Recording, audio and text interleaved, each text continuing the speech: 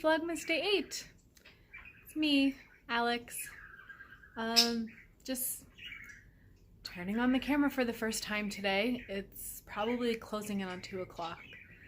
Kind of had a lazy day, done some laundry, cleared some room off on my phone, because I've always been a big picture taker, and then Bookstagram, lots of pictures of book covers. I try to get rid of those as I post, but sometimes they get backed up. But I used to be, still am, I'm not ready to say I've given up on it yet, but I used to actively scrapbook.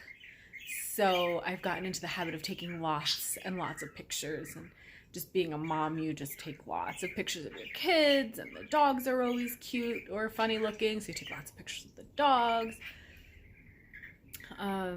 So my phone was full up, and now if I'm going to be a vlogger, I need more space. So I spent the morning backing stuff up to the computer so I could get stuff off of my phone. And then it'll just sit on my computer until I can get it onto an actual, like, external drive. That should be safer, yet still isn't organized, and I haven't actually printed pictures. So what's the point of taking all them? I don't know. But we do. Can't stop. It's like a habit. So what else? We did some catching up on some reading stuff. We have library books that are due back. Was planning on going to library because my copy of Krampus is available to pick up. So I might do that this evening. I don't think it's going to happen this afternoon. It's snowing. Nothing sticking so far. It's really small flakes coming down. I would be surprised if there's any accumulation anytime soon. But it's been going for a little while now. Flurries, I guess, more than snowing. It's flurrying. The kids are off playing video games, and so I think I'm going to sit down and read. I want to read more of Morvern Callar. I've made some progress, and I have some thoughts.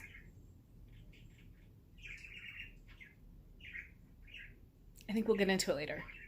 And this evening I'll sit down and kind of hash out my feelings. Because I have them.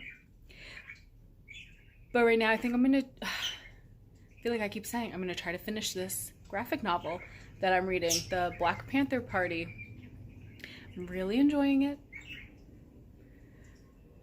Again, enjoying may not be the best word, because it is it's an upsetting topic in that, we aren't taught proper American history.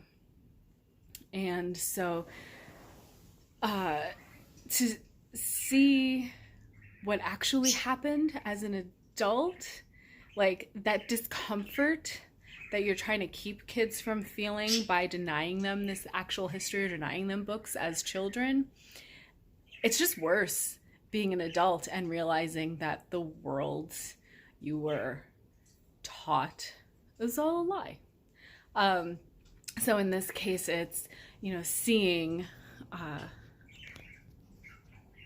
arm's getting tired, seeing the way that the American government plotted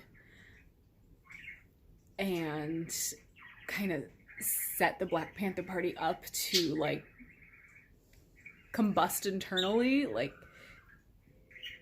they wanted them to bring themselves down. Oh, excuse me.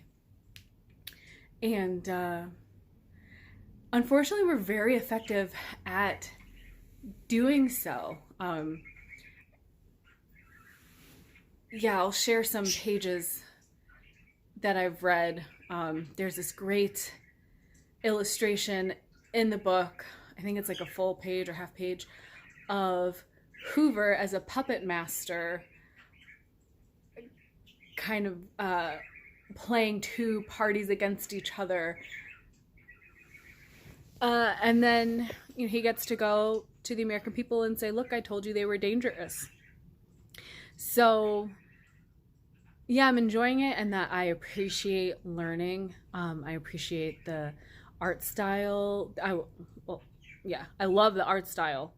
But yeah, I appreciate the factual information. And there's times in this graphic novel where they say, well, no one actually knows what happened. Did the Black Panther shoot first? Did the police shoot first? And so it's acknowledging like this is kind of an iffy situation. We're not sure what happened.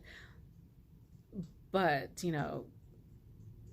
Huey's in jail now, and Bobby Hutton is dead, and not sure exactly how the situation went down, but here's what the results were. And so it's upfront in that way, and saying, maybe the Black Panthers did start the altercation with police. We're not painting them out to be angels here either. But, they're not completely that aggressive threat. Well, they were a threat, but they're not what they were portrayed to be totally.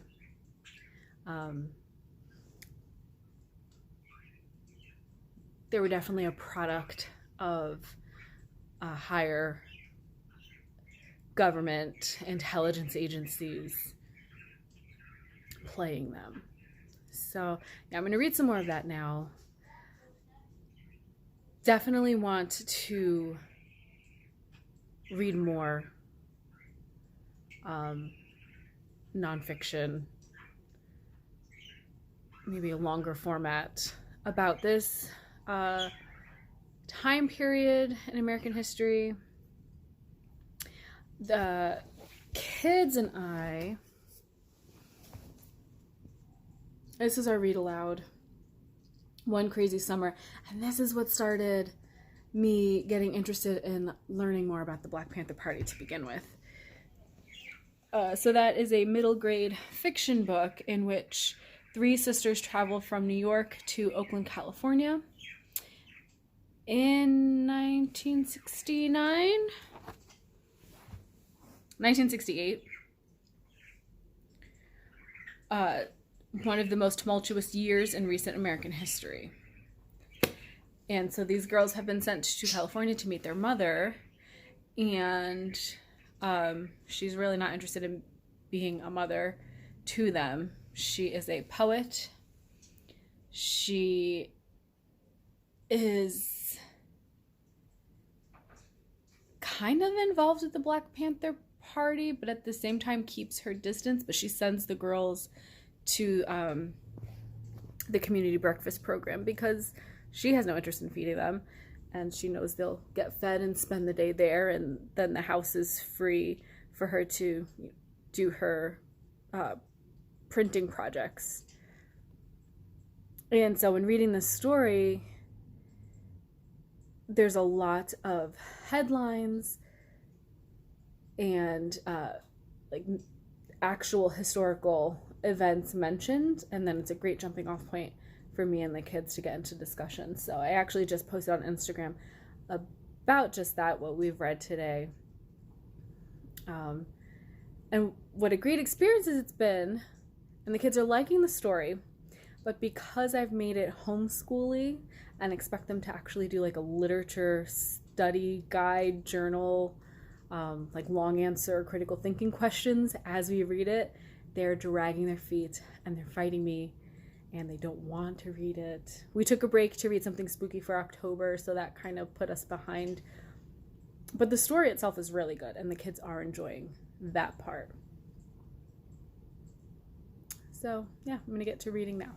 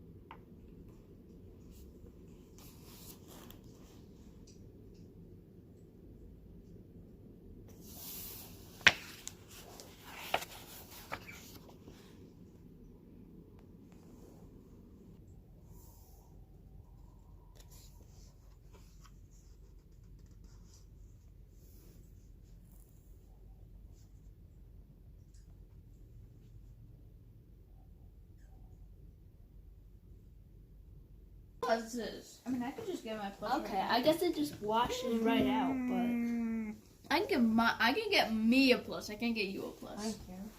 You can get yourself a plus. I don't mind. Okay, well now it's your turn. So I draw. I did it. I finished Black Panther Party. I'm gonna swing it back to the library at some point later today. But the kids are playing a game at the table, and I just wanted to share a portion. Well, I wanted to share some of the afterword, because it does really kind of sum up the reading experience of this graphic novel. So, afterward, written by the author David Walker. First of all, he writes, at the time of this writing, the city of Minneapolis is on fire. It is May 27th, 2020, and out of rage and frustration, protests and violence have erupted in cities throughout the United States. Throughout the world. That was one of the most impactful thing is that, you know, we were all there. 2020, with the pandemic, kind of brought everybody into this like global, we're in it together. And then there were protests regarding police treatment and race, and yeah, I mean, we were there. We know what 2020 was, right? And yeah, it wasn't just the United States, it was around the world, which was great while heartbreaking at the same time. Anyway, understanding the Black Panther Party is not easy. They were a complicated group that left behind a complex legacy. It is perfectly fine if after reading this book you are not sure how you feel about the Panthers or you have mixed emotions. It is impossible to know for sure what the Black Panther Party could have been had they not been targeted and undermined by the FBI counterintelligence program, COINTELPRO. Instead, we are left with the complicated history of what the Black Panthers were, much of which has been guided by the outside influence of law enforcement agencies determined to discredit and destroy them. Aside from the constant government interference, though, the Black Panthers were not a perfect organization. Ego, pride, and personal prejudices within the party also had a hand in their undoing.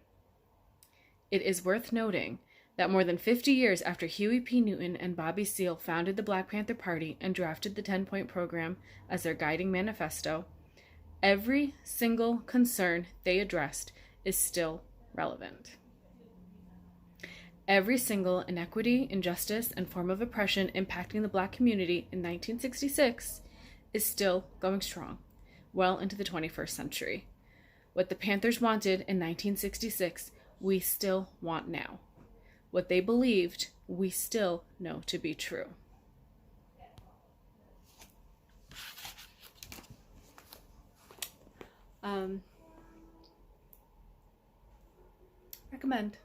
Recommend. This is a good read. And yeah, like you don't know how to feel. You don't know how to feel reading this.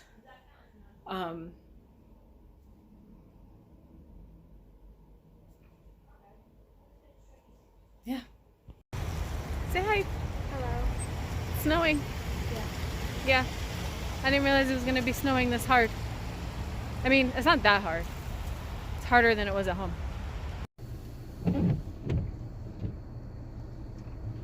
So yeah, started snowing much harder than I thought it would.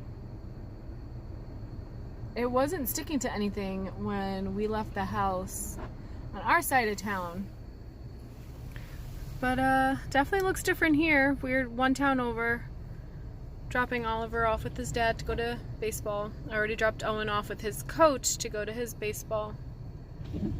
Now I will head to the library by myself before I gotta start doing all the pickups.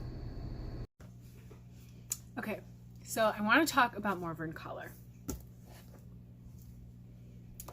My So Called Book Club, November, December read. Books written in the 90s. this selection was based off of the topic of raves, and this won the vote. I voted for this one. Probably only because I searched in the library which of the options I would actually have access. Anyway, I voted for this one. It obviously won. I am on page 94. It looks to be not quite halfway. A little more than a third. I don't know. It's there. And I'm sorry, Bert. I'm sorry. I don't love it. I really want to. I really, really want to. But reading it feels like work. I don't know if that makes sense. Because I feel like that's typically the case when you're reading nonfiction that is a little too cerebral. I guess there's plenty of literary fiction that does the same thing. And this is a case of that. I don't open it and get lost in the story. I don't forget that I'm reading and picture everything in my head as a scene playing out like a movie. I'm not invested in the character. I'm kind of invested in the characters. I'm not in love with the characters. And part of that, I feel like, is because I can't tell who the characters are. Everybody's got a nickname.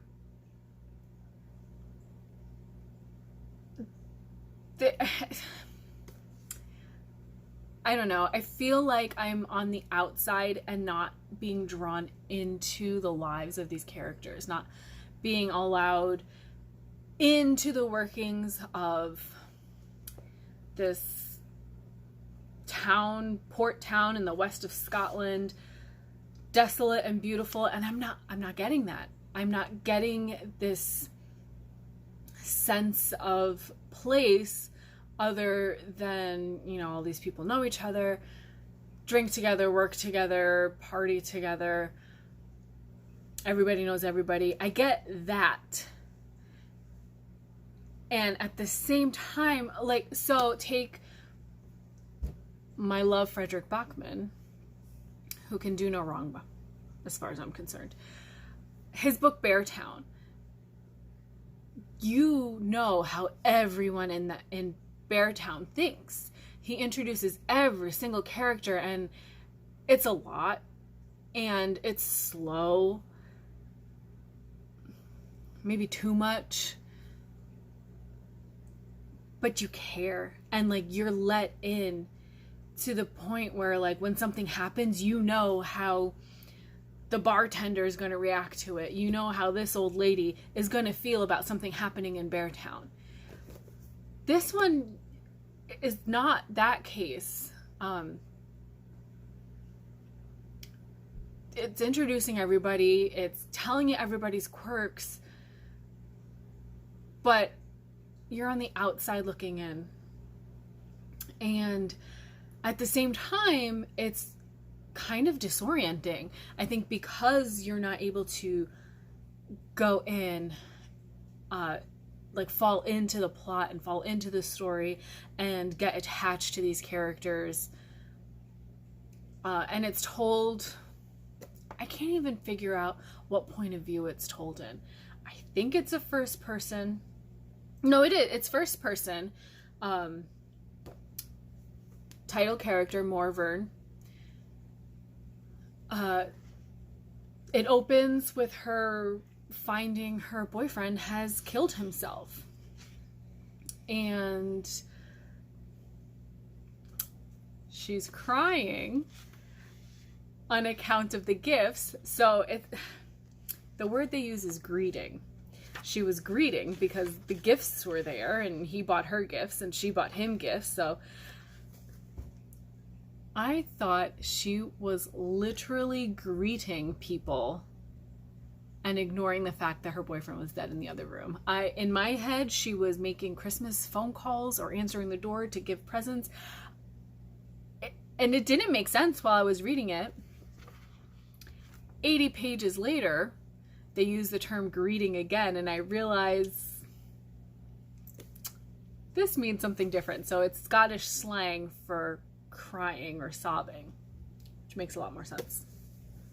Anyway, so Morvern finds that her older boyfriend has killed himself before Christmas, and she doesn't alert anybody and just goes about her business, goes to work. She works in the supermarket. After work, goes to a party with her friends. She's in rave culture, which is why this was the selection for 90s book club. Yep, she's big on the rave scene. There's drinking and drugs and partying and group sex. And so I think it's meant to be disorienting because she's a little kind of all over the place and out of it. And it's her story. And so we're getting that feeling through her. But I hate it. I hate it. This came up in another My So Called Book Club selection. My So Called Book Club. I think I said cub the first time. We read Fool by Kathleen Madigan.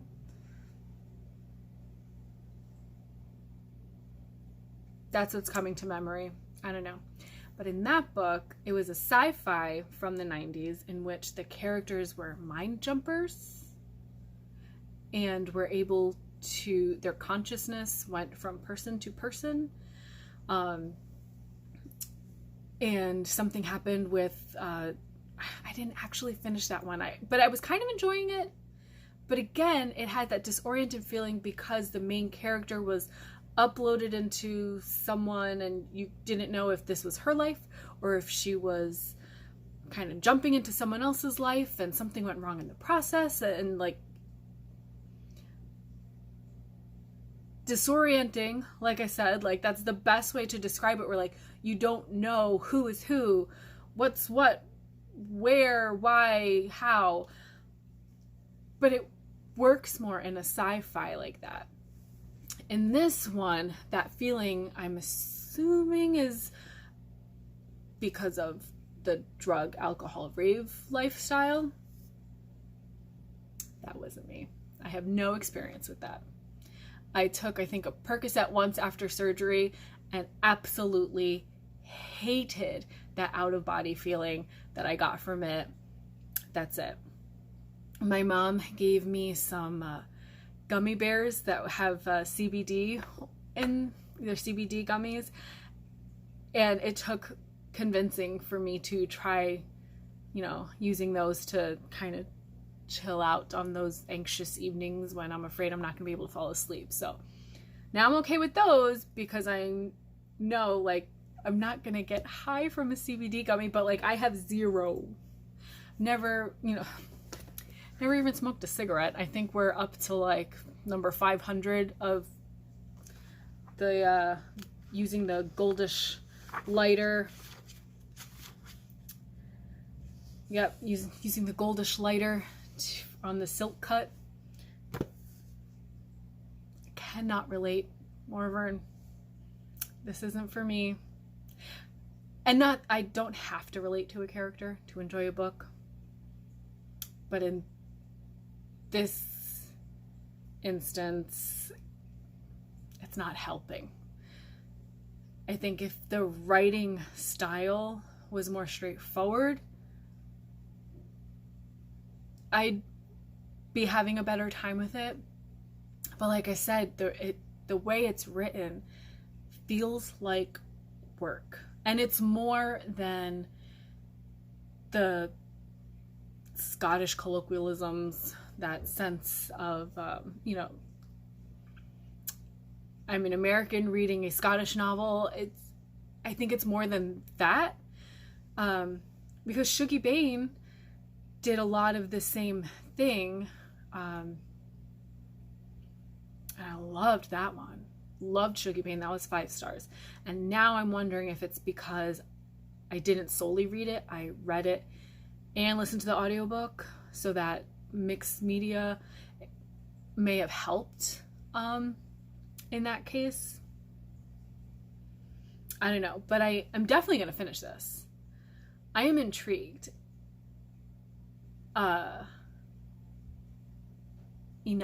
intrigued enough to see where this goes. Morvern has made some decisions, and I have no idea why. I don't know this character enough to know why she didn't let authorities know there was a dead body in her home. At first I thought it was kind of just dissociation from the shock of it, but it has gone on, and she has moved the body. She has made it more easy to hide.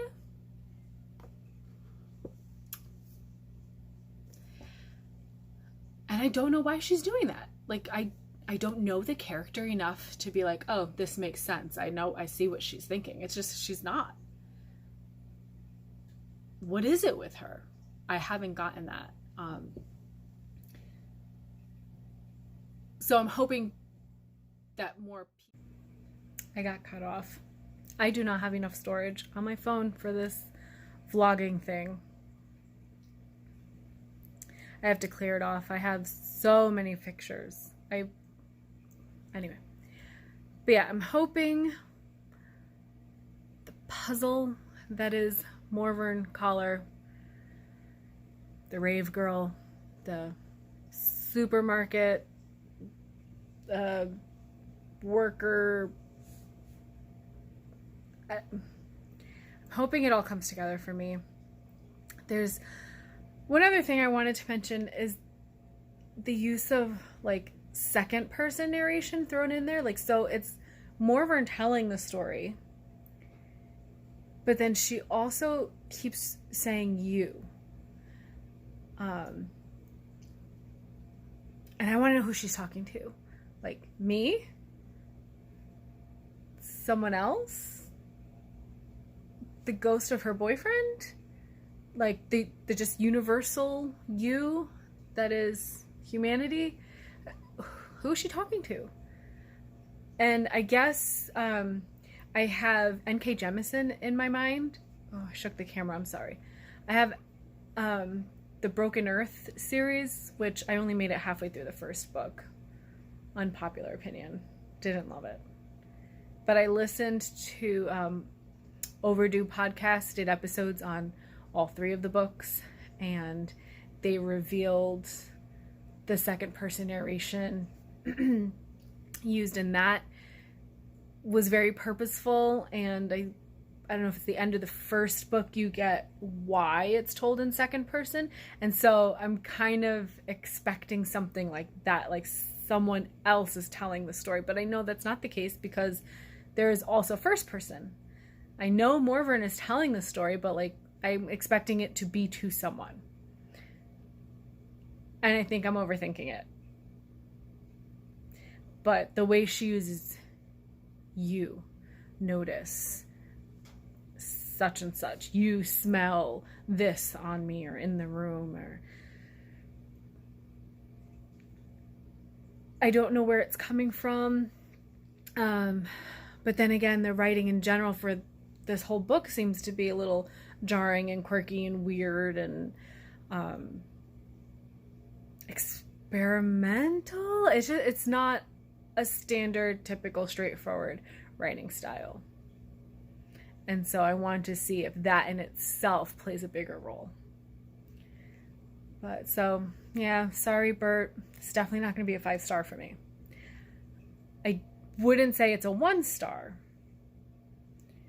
I would be surprised if it was a 3-star.